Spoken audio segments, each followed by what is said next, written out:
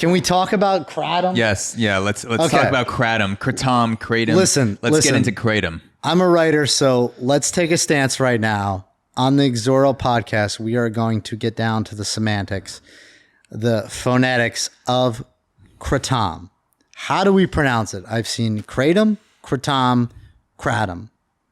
My vote is for me as a grammar savant. I would say it's Kratom. Or not Kratom, Kratom. So you see, I want it to be Kratom because that sounds the best to me. It has it's disarming. The aesthetic ring to it. Kratom sounds like Target. It does. It's like right? you're in Target, bro. You're not in Target. It sounds like a contour that you put on your face. And also Kratom cast. If we ever start a podcast where we take massive amounts of Kratom and then just go on tangents, we'll call it Kratom cast. Right. So a Kratom cast just doesn't sound right. Yeah. Okay. All right. What about you? What do you feel? I mean, from a writer, I feel like there's a lot of pressure on me. I mean, you got 2 syllables. The second syllable is definitely Tom, Adam. So I have a problem with pronouncing the first syllable as Cray because it's Kra. I mean, honestly, you like Kratom? I think so. I mean, as the writer in me, I would say Kratom. Yeah, Kratom. Yeah. So what if it's Kratom? Like there's a upside down triangle on the O. Yeah, so you get like that expanded. I'm all for it, man. Kratom. I mean, anything that gets the people going, I'm all for it. I just don't see the Y in there. Yeah. If there was a Y in there, then maybe I'd go for it. But yeah, I'm open to being corrected and punished. Or we could call it the plant form, the Mitragyna. Mitragyna speciosa. Yeah, there you go. Yeah, and that's fun to say because it sounds like you're going to say like vagina, but it's close. Mitragyna vagina. Mitragyna vagina. You could probably lick some Kratom off a vagina. That would be a nice. I feel like that would be the best of both worlds. Yeah, because you want the moisture mixed with the Kratom. You wouldn't have to mix it with anything except maybe if you want to put on a little drop of honey, like some sort of vanilla lubricant, lubricant, and then the Kratom, the pussy juice, and the lubricant would mix together into this peaceful euphoria, and you wouldn't saporous taste. Yes, I agree. Exactly. Okay, and you wouldn't have to slit your own fingers to make yourself bleed out to reach that level of peace. Right. You could just lick Kratom off a pussy and get the same feeling. Okay, I'm all for it. I'm gonna start an app. You should. Pussy Kratom. Hashtag. Yeah, hashtag Kratom pussy. Kratom pussy. So speaking of Kratom, Kratom, however you pronounce it. What drew you to Kratom? Because you informed me of what Kratom was, and I actually took some before this podcast. You did. Some super speciosa, which I'm gonna fucked up right now. I'm not gonna remember this at all. I'm gonna be when I edit this episode. Edit this episode, I'm gonna be listening to it for the first time because I don't remember anything. But what got you into it? Oh man, it's a great story. So he just drank 3 tablespoons of Kratom right there. No, I wish. I had some Kratom earlier this morning. Yeah. So my first experience with Kratom was I had a coworker who was this real Goodwill Hunting type of dude, like super intellectual. Matt Damon. Yeah, very handsome, very tall. More Ben Affleck than if he was tall. More Ben Affleck than anything. He had dark features, but he was super like intellectual. But he was playing soccer in college, and he tore his ACL, his MCL. Terrible injuries, and he, like so many others, got addicted to OxyContin. And I'm not trying to shit on Western medicine, but the analgesic sort of push with Western medicine is such a fucking crock of shit right now. And he got addicted to OxyContin, and he was a D1 athlete, never touched that shit in his life. And he started experimenting with Kratom, to come off of what he was dealing with. He had a year of Oxycontin, and they literally were just like, oh yeah, you don't need to come off of it. You just can stop cold turkey.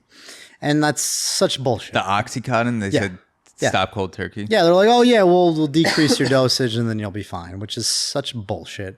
If anybody's watched Dope Sick on Hulu, like you can see the influence that Purdue Pharma had on the FDA is just it's jarring. I was watching it and I'm Googling. It's like, there's no way. 100% accurate.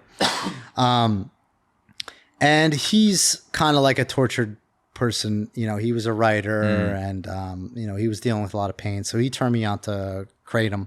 And I tried it first. I did a small dosage. And how much was it at first? Maybe three tablespoons. No. I'm sorry. 3 teaspoons? Yeah. It was like a very small dosage. So about like 3 grams? Yeah, 3 about 5 grams? About 3 grams. Okay. And like you felt loopy, you felt like a little concentrated. It felt good, So I took that for a little bit. And, I still compete in strongman in my free time. Like I'll still be deadlifting and pressing, and I still have competitive lifts. Like I can deadlift 600, I can squat, almost 500. And I noticed that I was getting like these lingering aches and it's not from strongman. It was from sitting at a desk, hunching over a keyboard and just typing all day. And so I started experimenting a little more with Kratom.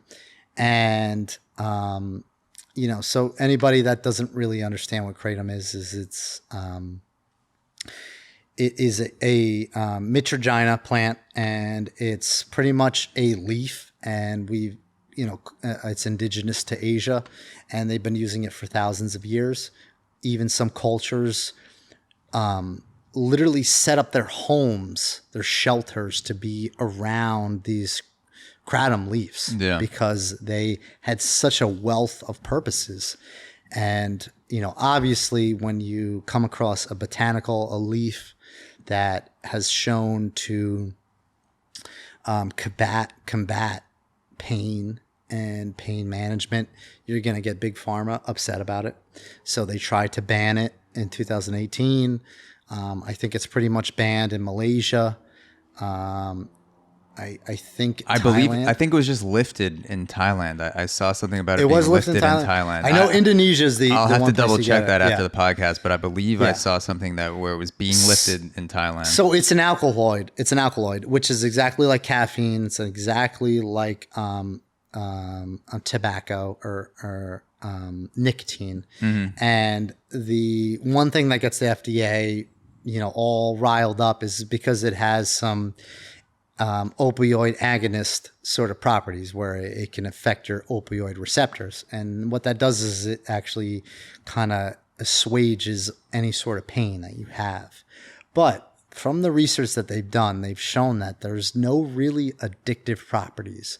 It can be addictive in terms of habitual use, whereas like I'm in pain and I don't want to be in pain anymore, so I want to use this. But the Big Pharma, Western medicine, which is great, but anytime that there's any sort of analgesic sort of benefits, Big Pharma is going to jump in and say, "Oh no, we need to ban that stuff. We need to turn it into a pill form and change a molecule and patent it and stuff like that." Yeah. So like what they're trying to do with ivermectin, basically. Exactly. Yeah.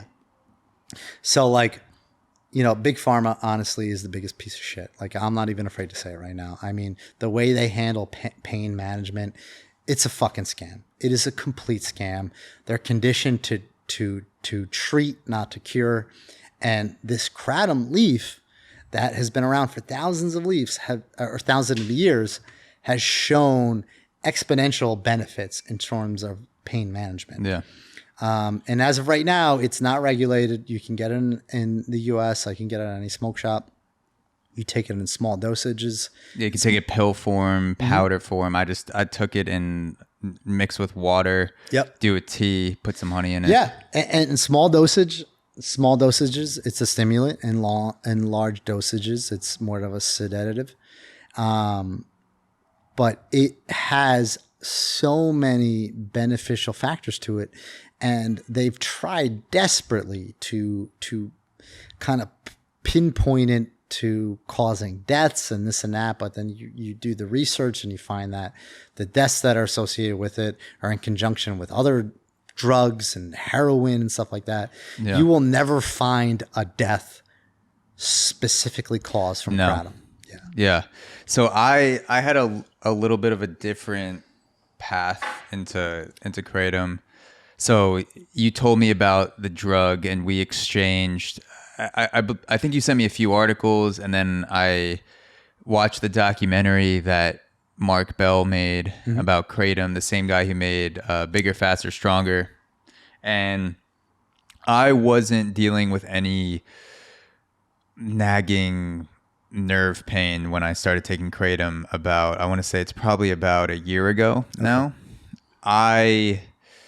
I had a couple nerve surgeries when I was in college on my elbow from baseball, but that pain is 95% of the time not there unless I'm doing some sort of activity where my elbow has to flex back into external rotation, which most of the time when I'm lifting or, doing mace or Muay Thai or whatever, I'm not in that position. I have to be throwing something to externally flex my elbow. So I wasn't looking for a pain solution. What I was interested in is experimenting with things that would open me up for podcasting and give me a little bit of a kick, but also ease a little bit of the anxiety that goes into podcasting. And I know nothing will ever completely get rid of that, but I was drinking coffee before podcasts in the morning and early afternoon. And then for a lot of podcasts, depending on what time zone the person is, I will record at night. So I might start some podcasts at 6, 7, 8 o'clock at night, where for me, I didn't want to drink coffee because that was going to keep me up all night. Yeah. And so I wanted something for a little kick that I would be able to fall asleep on.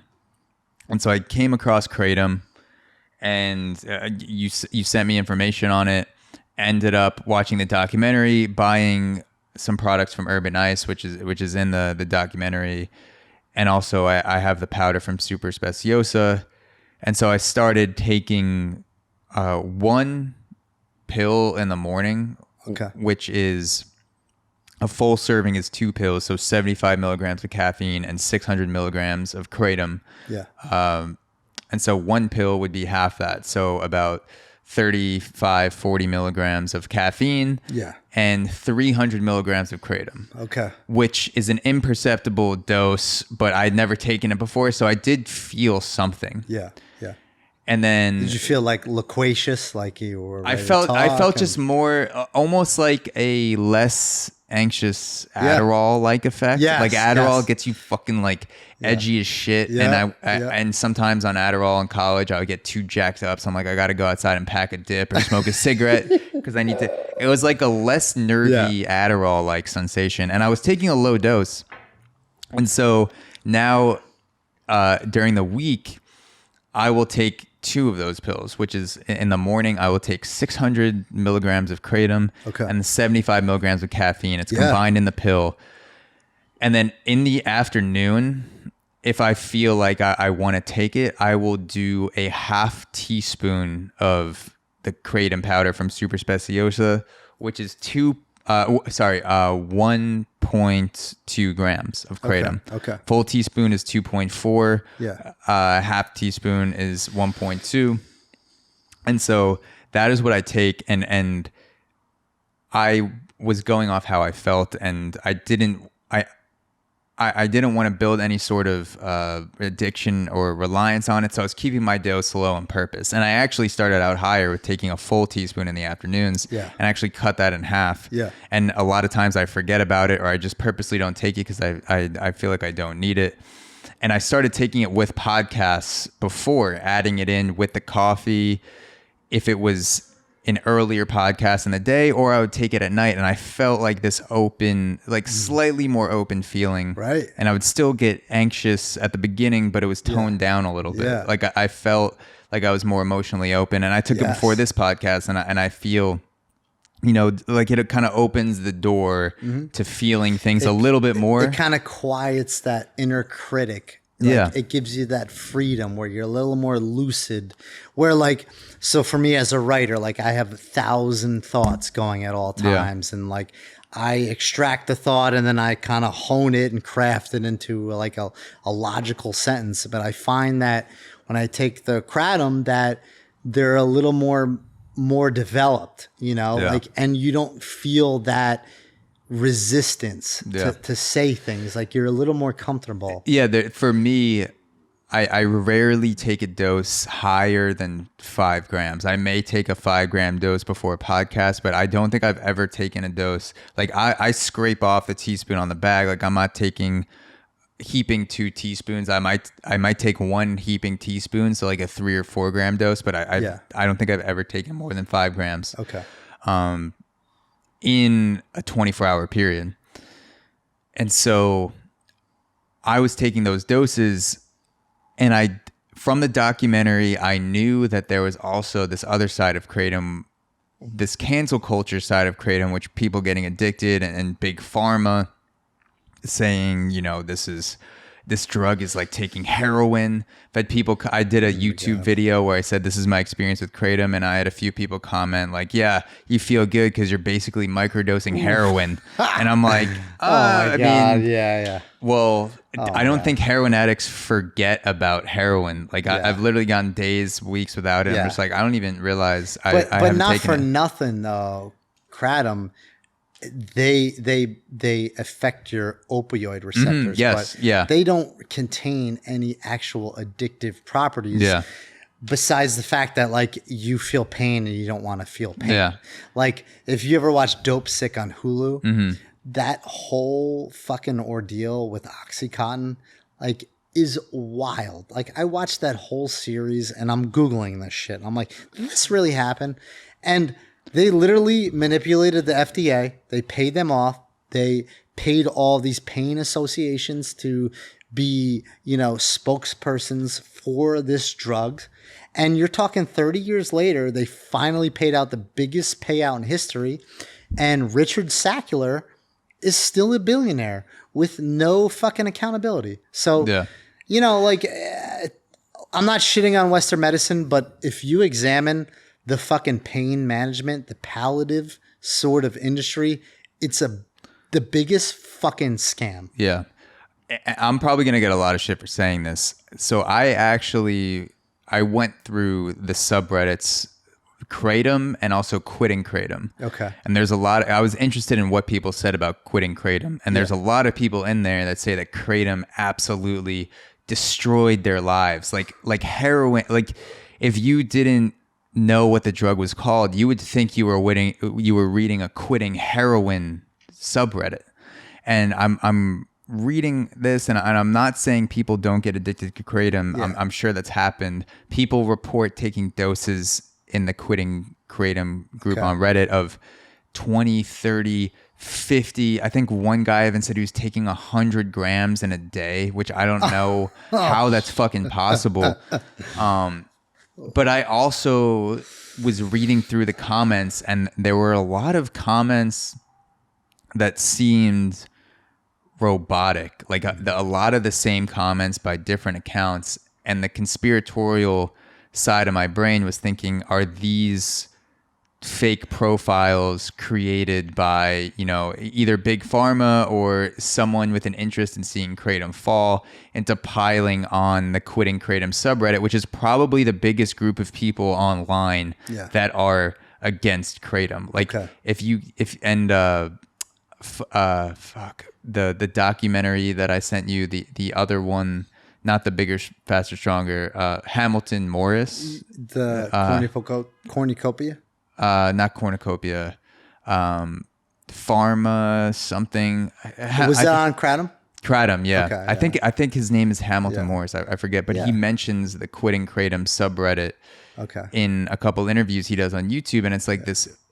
Kratom's a very divisive drug, and I know that I'm talking purely from personal experience and some research on the drug, but there's a feeling in me that a lot of the anti-Kratom sphere on social media is contrived by some other force, because I can't imagine becoming addicted to this substance. No. Like I've taken weeks break. I started taking it a year ago. I've taken a month break from it. I would describe at the doses that I was taking, which is less than 5 grams a day, most days like 1 to 2 grams, I would describe not taking Kratom as easier than going a day without coffee. To me, I feel more of an emotional disturbance getting off of caffeine than I do not drinking Kratom for a day. And then the next day, I don't even realize that I'm not on it.